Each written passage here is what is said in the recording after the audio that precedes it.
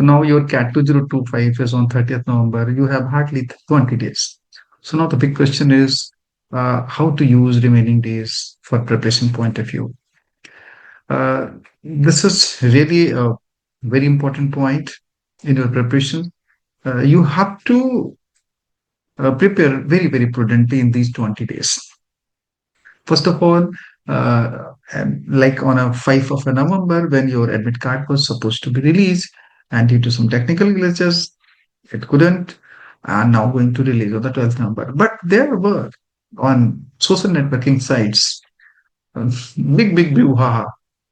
People are think, okay, so don't waste your time. No need to go on YouTube again and again. YouTube पे मत जाइए, अपनी preparation पे focus करिए पहली बार। ठीक है, सब कुछ हटा दीजिए, सब कुछ वैसे ही होता है। These are very common technical glitches होती रहती हैं। फिर क्या करना है, जो बचे हुए दिन में students trying to take one mock daily, big mistake. 20 दिनों के अंदर 20 मॉक लेने की कोई जरूरत नहीं है, ज्यादा से ज्यादा 8 और 10 मॉक्स। जब आप एक मॉक लेते हैं तो उस मॉक को रिवाइज करने में उसकी पूरी एनालिसिस करें ठीक से, और फिर अपने स्ट्रेंथ और वीकनेसेस को देखिए और उसके अकॉर्डिंग उनको करेक्ट करिए, फिर दूसरे मॉक पे जाइए। तो प्लीज 2 दिन के बीच में अगर आप एक मॉक लेते हो, किसी एक मॉक को अच्छे ढंग से एनालाइज कर लेते हो, लाइक जो क्वेश्चंस आपके राइट भी हो जाते हैं उनको भी जरूर देखिए, वो राइट ज्यादा टाइम लेकर के हुए या आपकी अप्रोच गलत थी, कुड इट बी इम्प्रूव, आप अपनी अप्रोच किसी क्वेश्चन के आंसर करने में इम्प्रूव करने की गुंजाइश है तो उनको देखिए, वो करा जा सकता है। जो कोई क्वेश्चन रॉन्ग हो गया, क्यों रॉन्ग हो गया, कंसेप्चुअल प्रॉब्लम थी, कैलकुलेशन मिस्टेक थी, या इंटरप्रेट नहीं कर पाए ठीक से, ऐसी बहुत सारी चीजें होती हैं। उसके बाद फिर उन एरियाज पे थोड़ा काम करना चाहिए। तो इस तरीके से 1 या 2 दिन तो लग ही जाते हैं, तो ज्यादा मॉक देने की कोई जरूरत नहीं है। ज्यादा से ज्यादा 8 या 10 मॉक दिए जा सकते हैं। ठीक है। Point number 2, if you are finding some soft spots in your preparations, उन पे अब काम करने की कोई जरूरत नहीं है। Better focus on your strength, अपनी स्ट्रेंथ पे फोकस करिए, because it could be materialise on 30th November। Correct. Weaknesses को लेकर के परेशान होने से कुछ नहीं होना है। In these 20 days nothing is going to happen as far as your weaknesses is concerned।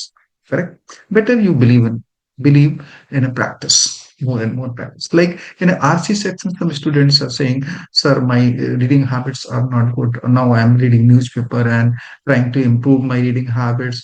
ये सब बकवास की बातें हैं। अगर आपने पहले रीडिंग हैबिट्स नहीं थी तो अब रीडिंग हैबिट्स के लिए अगर आप रीडिंग रीडिंग करने का ऐसा कोई सजेशन देता है तो सब बेकार की चीजें। बेटर कैट लेवल की जो आरसी एक्सरसाइजेस हैं सिर्फ उनको ही करिए, और उनको करते करते आपके इंप्रूव होने के चांसेस भी हैं। आपके स्कोर बीएआरसी में सिर्फ और सिर्फ मोर एंड मोर प्रैक्टिस से इंप्रूव हो सकते हैं। उसी तरह की एक्सरसाइजेस करिए। एलआरडीआई का सेक्शन, यहाँ पर भी बहुत सारे स्टूडेंट्स की प्रॉब्लम्स आ रही है कि एलआरडीआई का सेक्शन बड़ा टफ होता है, बड़ा टफ होता है। कोई बात नहीं, लास्ट टू लास्ट ईयर तो ऐसे होते थे कि जिन लोगों के 2 सेक्शन हो गए थे उन्होंने बहुत अच्छा अच्छा स्कोर दिया हुआ था। तो अगर एलआरडीआई का सेक्शन बहुत टफ आएगा तो आप अगर 1 या 2 सेट भी कर लेते हो तो आपके लिए इजी होता है। कभी भी कैट के डीआई सेक्शन, कैट के एलआरडीआई सेक्शन में देखिए 1 या 2 आपको इजी जरूर मिलेगा, एक मॉडरेट जरूर होगा, और इसके बाद फिर ज्यादा से ज्यादा 1 या 2 बहुत डिफिकल्ट, क्योंकि 5 लास्ट ईयर 5 सेट थे। 5 सेट में अगर 2 आप कर लेते हो और तीसरे को टच करते हो, उसमें से भी कुछ क्वेश्चन रहते हैं, तो आपका एक ऑनरेबल स्कोर आ जाएगा। ठीक है। तो इसके लिए भी सिर्फ और सिर्फ प्रैक्टिस चाहिए। कुछ लोग कहते हैं ये इजी है, ये मॉडरेट देख के समझ में आता है, ऐसा कुछ नहीं होता। जब आप अटेम्प्ट करते हो तभी आपको थोड़ी देर में समझ में आता है कि ओके, इसकी logical connectivity is not easy. तब आप समझिए कि इसको छोड़ दें, दूसरा देखें जाकर के, या थोड़ा सा और टाइम दे दें। उस समय डिसीजन आपका इंपॉर्टेंट होता है। एलआरडीआई का सेक्शन भी प्रैक्टिस बेस है।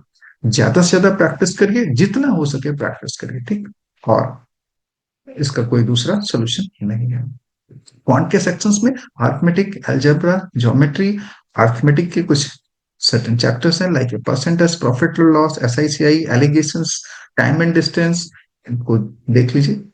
और जब भी आप इनके कंसेप्ट को देखें तो set a time limit of revision. It should not be that you are revision के नाम पे आप पता लगा 6 घंटे 7 घंटे बैठे हुए। No, set a time limit कि okay, half an hour is good for revision the entire arithmetic, or half an hour good for the entire algebra. If you feel any kind of revision is required, कुछ फार्मूले वगैरह रोज रोज देखिए, तो मतलब एक time set कर लीजिए जिसमें आप अर्थमेटिक में कुछ जैसे टाइम एंड डिस्टेंस वगैरह वगैरह जो भी आपको कुछ फार्मूले समझ आपने प्रिपेयर करे हैं, जो नोट्स बनाए हैं उनको देखिए।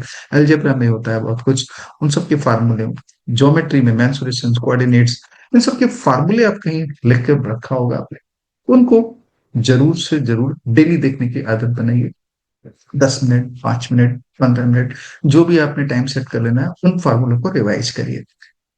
और फिर अगर 20 डेज में आप 8 मॉक लेने जा रहे हो, तो 8 हो गए, या मैंने बताया 8 या 10 से ज्यादा तो किसी कीमत में लेने ही नहीं चाहिए। अगर आप 8 मॉक्स पे प्रैक्टिस कर रहे हो, तो बाकी के दिनों में जो बचता है उसमें से कोई एक सेक्शन करिए, कोई एक सेक्शन, लाइक किसी दिन एलआर का सेक्शन हो गया, तो बचा हुआ दिन जिस दिन आप मॉक नहीं दे रहे हो, या डीआई का सेक्शन हो गया, या क्वांट का सेक्शन हो गया। करेक्ट, इस तरीके से आप अपनी प्रिपरेशन को ठीक से करिए। ठीक है। और बाकी किसी भी चीजों में ध्यान देने की जरूरत नहीं है, खास करके ये जो सोशल नेटवर्किंग साइट है।